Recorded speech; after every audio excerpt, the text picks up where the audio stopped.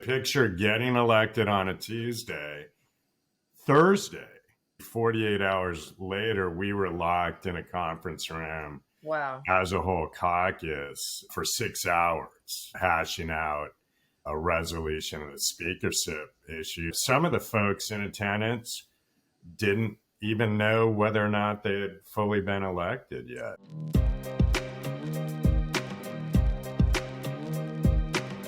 You're listening to the Blueprint for California Advocates podcast. My name is Christina Voss Hamilton. I'm your host.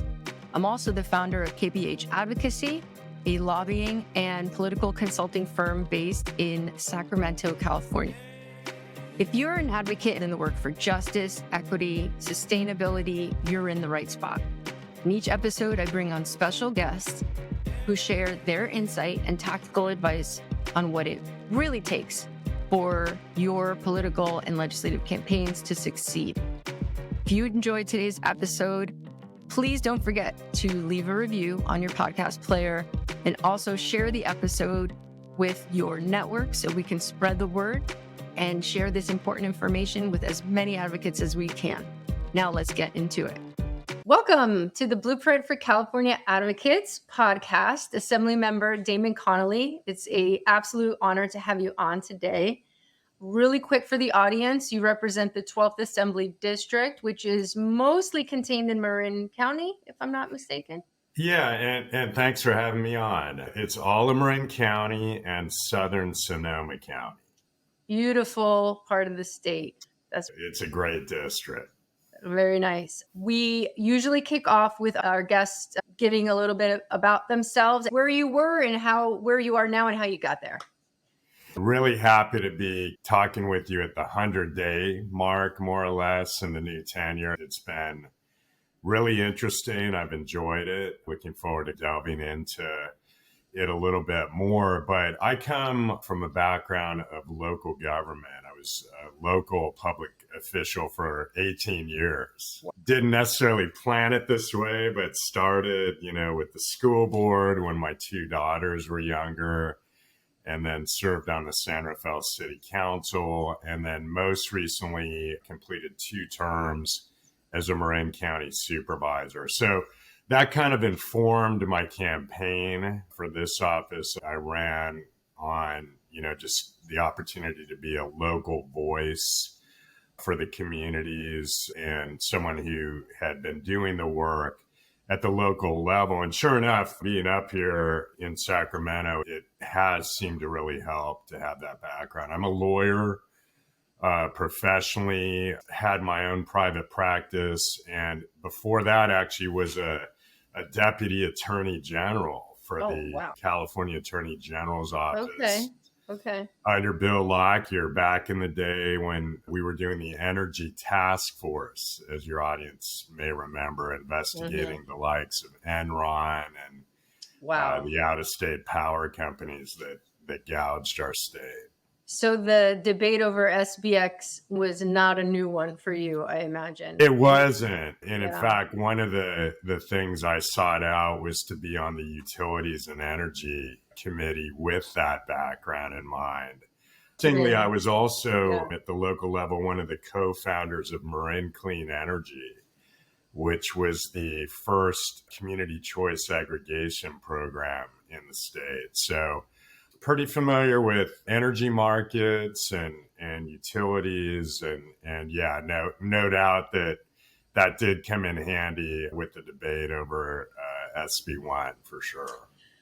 That's a fabulous segue. You talked about your local government experience, which is clearly extensive.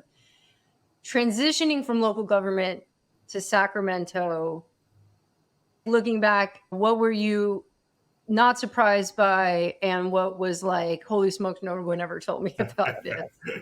Great question. So on one hand, not surprised by just kind of the overall process, and that, as you can well imagine, as a supervisor and council member, spent my fair share of time up in Sacramento lobbying folks and meeting with folks on legislation. And really arriving in town and at this 100-day marker, it's a good match for my skill set, my interests. I'm joking with folks. I feel kind of like a fish in water in this job.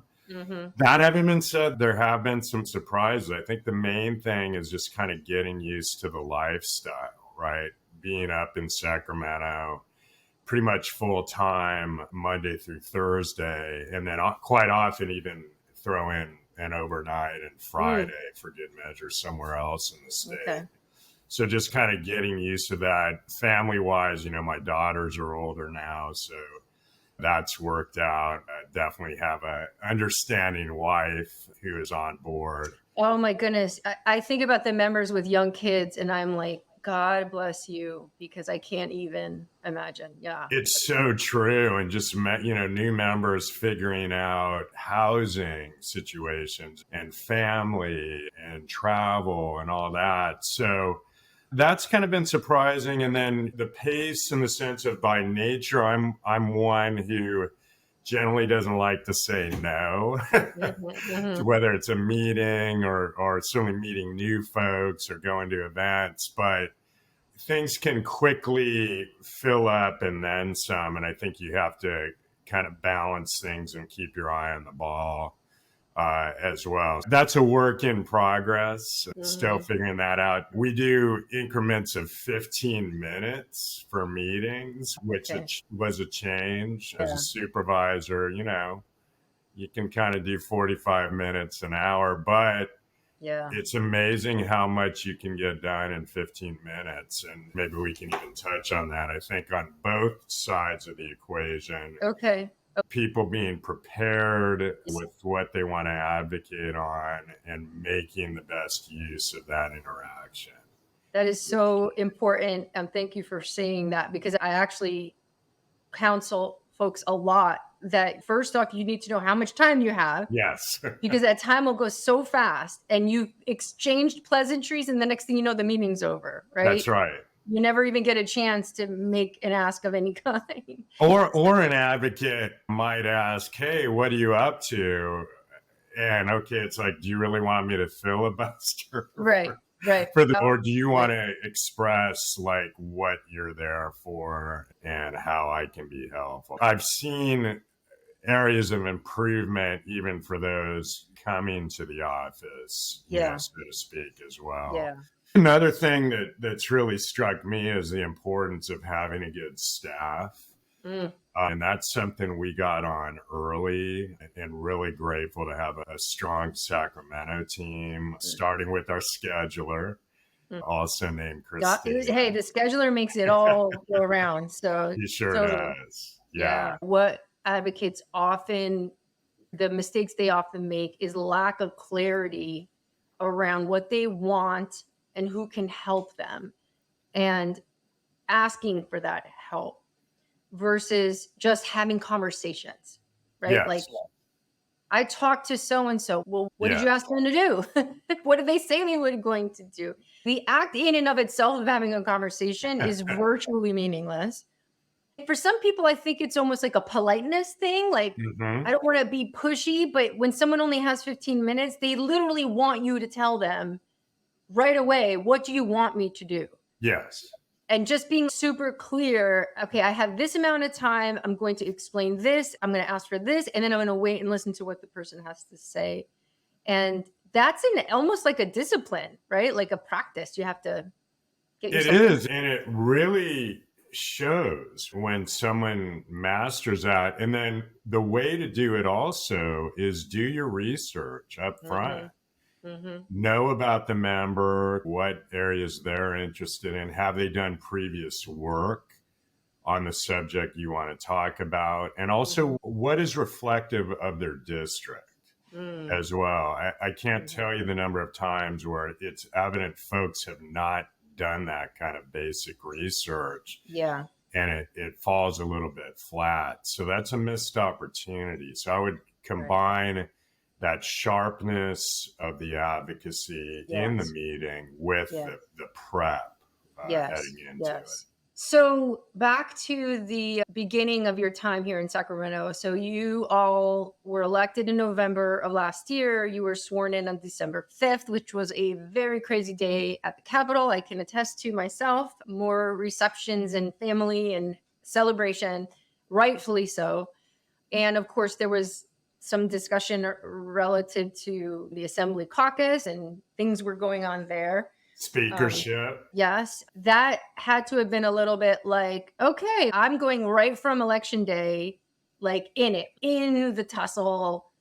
This is caucus politics now. I mean, does that exist at the county level? Caucus politics? No. It couldn't, right? With No, five it doesn't. people? And as you said, picture getting elected on a Tuesday, Thursday, i.e., 48 hours later, we were locked in a conference room. Wow. As a whole caucus, both new and senior members, Wow. for 6 hours, hashing out a resolution of the speakership issue. Some of the folks in attendance didn't even know whether or not they had fully been elected yet. That's right. One thing about being a supervisor, particularly, shall we say, during the pandemic era, is you have a lot of things coming at you. With that backdrop, the fact that things got a little heated or animated was something I felt I could navigate. I was happy with the resolution, and as we now sit, about 2 months away from the official June 30th transition of the speakership, I think things are looking fairly solid at this point. I really am curious about this notion of a caucus. Well, in our case, you have super caucus, right? But you've got factions. So you've got different regions.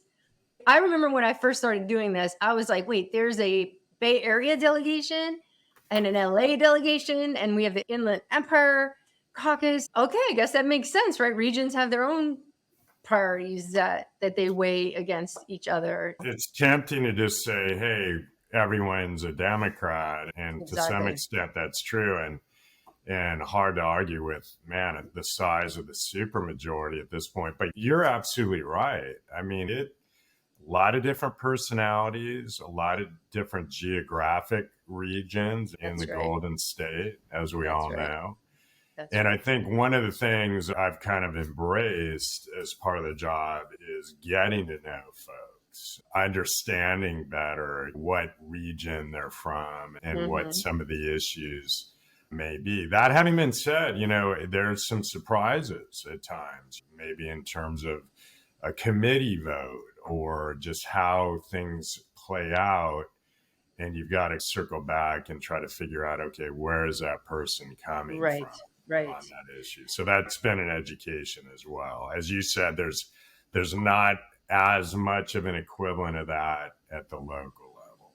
You make such great points. If we really want to understand politics on a more sophisticated level, we start to grasp, right? This isn't Democrat, Republican. There's 50 shades of blue, and it's issue specific too. Of course, there's some people that are diehard progressives on every issue, diehard moderates on every issue. But I would say the vast majority of folks, it really is issue dependent and district dependent. And it is a mistake from an advocate's perspective to just draw conclusions without really delving deep into those questions. Agreed. Yeah. And that's true for the advocates, and that's true from member to member as well. Yeah. And of course, across the aisle as well, right? I mean, you're always looking for opportunities to broaden that vote total or coalition. There's a couple cases where I'm even joint authoring legislation with Republicans, which is good too. My approach, kind of going back to, hey, how did I start the job, is hitting the ground running. We formulated a 21 bill package. So we're pushing that hard. I think that's a bit unusual for a new member. But that is a lot. Some long days as a result. Yes, totally. One of the things that we all have had to get accustomed to is not only the prospect of oftentimes You either are on two committees that are meeting at the same time. You can potentially who are actually be on the dais in one and then have to present a bill in another. And now two separate buildings with the Capitol construction. So you're literally running back and forth. So that's affecting advocacy and members in terms of that razor sharp kind of, coordination, if you will. It's one of the silver linings of the pandemic was Zoom. At least like you could switch, right? Like you could have your screens and I'm on this committee and I'm on hold for public comment here. And now that we're like, for the most part, a lot of committees are back to in-person only. It's like, oh, I got to get those running shoes on. And this is how it used to be, right? We would sprint from room to room and, sometimes try to split ourselves in half. You're doing that. You're also navigating Assembly vis-a-vis Senate. And believe me, they are two separate houses. Yes. That's becoming very evident to me, and developing those relationships. And then also the administration. Yes. And working with departments or agencies and the governor. What we saw, it did play out this way on SBX1. The governor did really take a hands-on approach to that, met with us in small groups and worked that bill. And I think that paid off well. That hasn't always been the case from what I've seen. I don't see how that bill would have passed otherwise. Jerry Brown did that in very key bills that were his big bills. He would work the legislature for sure. I mean, if you think about it, we're all lobbyists, right? Like even the members are, even the governor is, right? We're all trying to get someone to do something we want them to do. Those skill sets, they go back and forth. If you look at a typical floor session, we're all running around. Right. So I've never been allowed to be on the floor because I'm registered. But that has got to be wild, right? It is. So what do you like yell across the floor like, hey, what the hell are you doing? Maybe it's more by text, I would guess. Yeah, you try to eliminate the surprises, and particularly on like tougher bills, you actually are told, hey, go line up the votes, right? Committee chairs. I watched most of the hearings and I just was like so blown away by the testimony and how complex the market is, the lack of transparency, all of which you all dealt with in the final version of the bill. I can't imagine what kind of army of lobbyists the big oil folks must have unleashed on you all. Or was it mostly like, this bill's going to pass, so maybe not so much? By the end, I wasn't detecting the proverbial army. The industry folks were showing up to make their case. Again, going back to not all members are the same, I think there was probably more strategic emphasis by both the governor and industry, for that matter, on swing members. And I think there were some last minute negotiations to bring some final votes across the finish line. But I also found the hearings really meaningful, riveting in a sense. It was interesting to participate. And I think informative in that it underscored that we were taking the right approach, that this is a market and an industry that needs more transparency. At the very least. Yeah. That clearly why are Californians having to pay so much more, particularly during these price spike areas. And basically the answer, cutting to the chase, was because the industry can, the way the market is structured. That's right. In 100%. California. Because they can. Exactly. Yeah.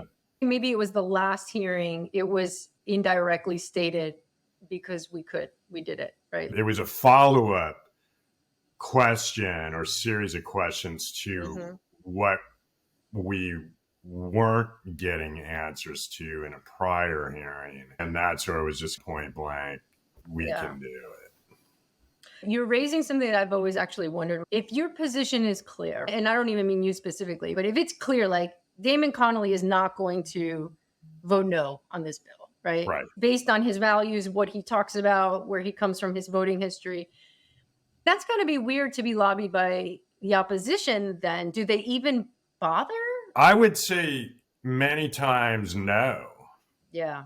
I mean, it may be because I was not contacted by the industry, and it could very well be because, in effect, Right. I ran against, big oil in my campaign, right? Took the no fossil fuel pledge, talked about reining them in, obviously with my background. So it's pretty easy to put two and two together. Whereas I heard, somewhat after the fact, is there was more activity Yeah. around Yeah. certain other members. That makes sense. And that's, I'm sure, just across the board. On the progressive side of the third house, to a degree, we do probably similarly. There's some folks that you're never going to change their mind. You're just going to focus on the people that you might be able to impact. Let me add this point, Yeah. though, and this is just speaking for myself as a new member. I'm always open to hearing all points of view.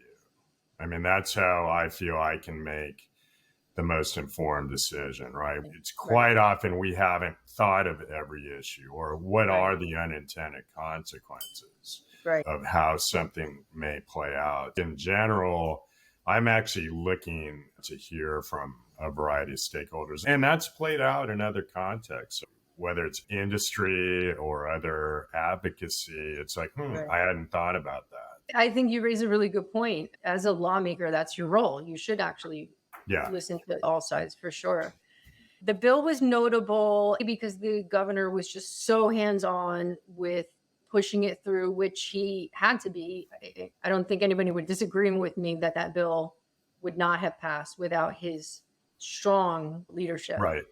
It was done through an extraordinary session. So when I first began life here at the Capitol, at least my career, it was 2010, and there was actually 4 extraordinary sessions that year. It was the year of extraordinary sessions, and I believe 2009, or maybe it was in 2009, there were 4 of them. All of which to say, when I began, there were tons of SBXs and ABXs, and all of it was in response to the recession. Okay. This was before Prop 25, so the budget didn't have to get voted on by June 15th. Well, technically it did, but nobody lost their paycheck if it wasn't voted on by June 15th. So budgets were going as late as October. For someone coming in afterward, where I think we saw maybe 1 extraordinary session since then, maybe 2, it's a very interesting dynamic. The rules and the timeline moves differently. Yeah, you mentioned the budget. Obviously, we're coming in as newcomers in a challenging time frame. That actually has been a really interesting part of it. I specifically asked to be on Budget Subcommittee 3, relating to resources and energy and transportation. And that's one where the subcommittee, we meet every week and just thematically going through a lot of the hot button issues that'll be folded into the larger budget committee. There's like 3 really key periods where things get really interesting, right? Like post-May revision to June 15th, when trailer bills start coming out and the budget is being negotiated. As pieces are locked down, you start seeing the bills coming out. The first House deadline, when there's just a massive crush of bills that need to get out. Those are the marathon days that I'm sure you're going to have a total blast because you're just there for 14 hours a day voting. And then the second House deadline, which is the end of August, usually. Those are the ones where the floor is almost like a spectator sport. Not to say that things always play out in real time, because usually it's behind the scenes, but it does really play out in real time too. It does. And, every session I'm sure has its twists and turns. One thing I've found helpful too, know your history, right? I mean, I've whipped through a couple books of late on like Jesse Unruh or some of the Willie Brown, right? Willie Brown's biography should be required reading, in my opinion. Yeah. And just you realize, okay, a lot of these twists and turns have occurred before and just how the process plays out. So that's been helpful too. It's been interesting to me how there are staff and members that just don't have much exposure to the budget at all. And realizing over time that that's a limitation to me, because your bills need to get funded. This is your first year, but I can tell you every end of session since I've been watching, the vetoes start rolling out, and 9 times out of 10, the message is this money wasn't appropriated in the budget. It doesn't mean people weren't trying to, but they didn't succeed or they didn't try. If you're trying to push policy that costs $100 million, you need $100 million to pay for it. Yeah, so particularly in the fiscally constrained year, we all got the memo, so to speak. Yeah. And it really starts with the Appropriations Committee, which, as you know, most all bills go to, and then they're put on suspense. And then there's kind of just a massive process at the right time where you have to just identify your priority bills and meet with the approps and figure it out. The interplay between budget and appropriations is so interesting and complicated and hard to explain because there's no set rule. If it gets out of approps, does that mean you have budget funding? Absolutely not. If you don't get out of approps, does it mean you won't be able to get budget funding? I'm going to guess it's going to make it a lot harder if you don't make it out of that committee. But it's like these parallel tracks that are kind of related to each other. Though I will say the speaker has been really good at having pretty regular meetings with us freshmen, and we're about 20 strong. A full quarter of the assembly right now is new.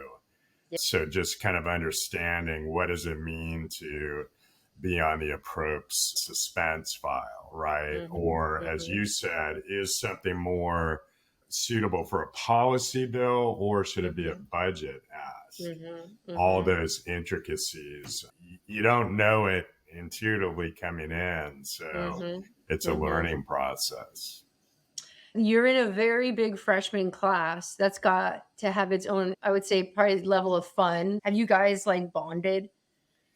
Yeah, I think we have. I think this class and the word's kind of getting out. You know, there's definitely some realities involved, and I think we have bonded. And with a class that size, certainly have to be reckoned with.